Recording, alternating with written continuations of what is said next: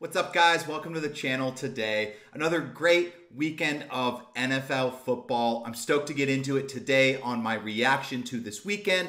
If you can, hit like, hit subscribe. All of them matter so much to me, but thank you guys for coming to the channel. Let's get into our reaction today. We're going to do some buy targets and some sell targets based on what I watched this weekend, so thank you guys for coming.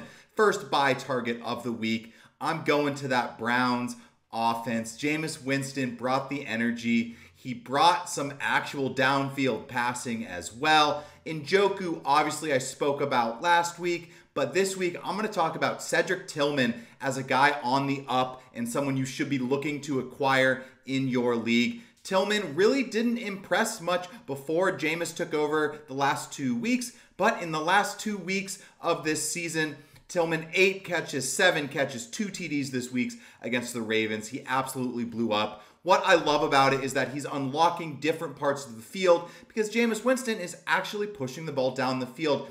Deshaun Watson was not being aggressive. He was not being a good player. He wasn't unlocking any of this offense. Jameis Winston completely changed everything in that. Wouldn't be surprised to make the Browns make a small run, but at least fantasy football-wise, it's great news for Tillman. Elijah Moore made a spotting. Judy's been involved, and Njoku obviously is a monster. I love what I'm seeing. I think Tillman is on the up.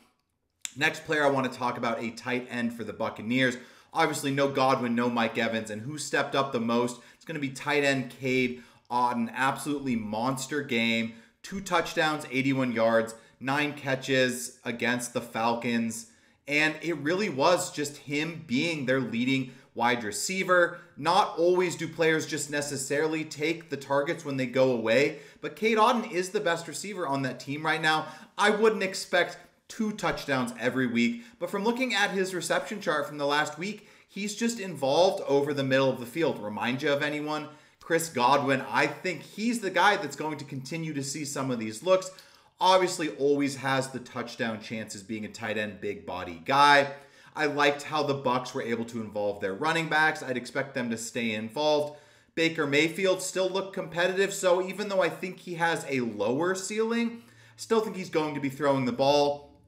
Curious to see what happens when Mike Evans comes back, maybe in week 11-ish. But for me, I'm buying Cade Otton. If he's on the waiver wire and you're looking for a tight end, I think he's the first guy I'm going to attack, just because he looked very involved in the offense in back-to-back games once Mike Evans has gone down, and then especially without Chris Godwin. This game, last buy of the week, going to be a wide receiver who didn't necessarily have a monster game, but I loved what I saw from him, and I think he can continue to improve due to the fact that this is only his second game playing. He is a rookie. That's going to be Ricky Pearsall, man. Obviously, amazing story, Pearsall even being on the field. But he had a pretty good game for the Niners. He caught some big balls, had a big run on the sweep in the fourth quarter there for the 49ers. He's a good player, and he is an athletic guy that I think he's going to get worked into this offense more. I don't think all these targets are just going to go to Jawan Jennings once he comes back. I think Ricky Pearsall is going to be involved. Debo's going to be involved. Kittle's going to be involved, and I think you can kind of mix and match these guys. Obviously, Kittle and Debo, and then CMC when he gets back a tier above. But I like what I saw out of Ricky Pearsall. If you're a dynasty owner, if you're a redraft guy looking for someone to stash on the bottom of your bench, I'd be excited about seeing the upside that Ricky Pearsall could potentially bring to your team. Now, moving into the sell part of the show. First one I want to talk about is a wide receiver and a guy who I think is actually a very good player. It's just kind of the way this situation is shaking out right now, and that's going to be Jordan Addison. I'm looking to sell Jordan Addison because I just don't really think he has the target share and upside right now in that offense. He couldn't get it done with TJ Hawkinson not on the field. So I think TJ Hawkinson coming back does not bode well for Addison. Not worried about Jefferson, not worried about Aaron Jones. Those are guys that I think are above this tier level. But for Jordan Addison, if he's been having a tough time getting competitive target shares without TJ Hawkinson, it's not going to get better for him. So I think for me, I don't know if I'm cutting Jordan Addison. If you can maybe try to package him, get another player, or definitely just I don't really feel too confident about plugging him into my lineup at the moment. So he may be a wait and see, but he's on the downward side. Just looking at his targets, you know, he's just not very involved. He had the one big game against the Packers with the touchdown, but then 3 catches, 2 catches his last 3 outings. So nothing super positive there. Next wide receiver I want to talk about selling is a guy who, very similarly, I think he's a very good player. I just don't know if he ever has that elite upside, and that's going to be Jackson Smith-Njigba. No DK Metcalf, so the door was wide open for JSN to kind of step up and be the #1 target in this offense. Obviously, a very rainy day, so the passing games weren't looking the best, but the Bills had no problem throwing the ball, and these are still NFL players. So JSN, while he has a good target share and he's involved and he's a good player, he's just not getting deep downfield targets to be an elite fantasy wide receiver. That kind of is more of Metcalf's role, and JSN wasn't able to take any of that role with Metcalf out. So for me, I just don't think he really has the upside that keeps me super excited to be a JSN owner in the redraft season this year. He has the target numbers in a PPR sense, how you could maybe keep him as a flex guy, a wide receiver 3, just due to his catch volume.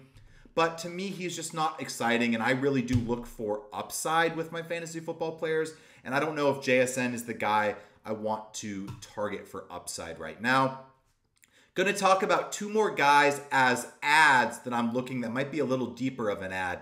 First one's going to be Garendo. Second time I've suggested adding him. Basically right now, the way I see it, I think CMC maybe comes back. Signs are kind of pointing to that. But for some reason, if CMC doesn't come back, I think Garendo has passed Jordan Mason. Yes, the injury has something to do with that, but he is a much more explosive player. So I think he's the handcuff moving forward, and I would look to be adding him if you have a bench spot sitting there. Next guy, and this is a deeper one, call it more of a stash, but Parker Washington, wide receiver for the Jacksonville Jaguars. Kind of a mini Christian Kirk kind of vibe. Plays very similarly to Christian Kirk, who is now out for the rest of the season. So I wouldn't mind putting him on my bench, see what happens. This may be more of a 14, 16 team league strategy, dynasty league kind of stash vibe. But I do think Parker Washington could kind of slot into that Christian Kirk role. Brian Thomas going to miss a couple weeks as well. Gabe Davis didn't finish the game. We'll see what happens pass catcher wise. Would expect a big target game for Evan Ingram next couple weeks with Brian Thomas and Christian Kirk gone. But thank you guys for coming to the channel for my week 8 reaction video. Hope you're doing well on your teams. I'm here to help you. Hit like, hit subscribe, shoot me a comment if you have any trade questions, lineup advice. I'm here to help you guys. But take it easy and catch us on Wednesday for the Dynasty video.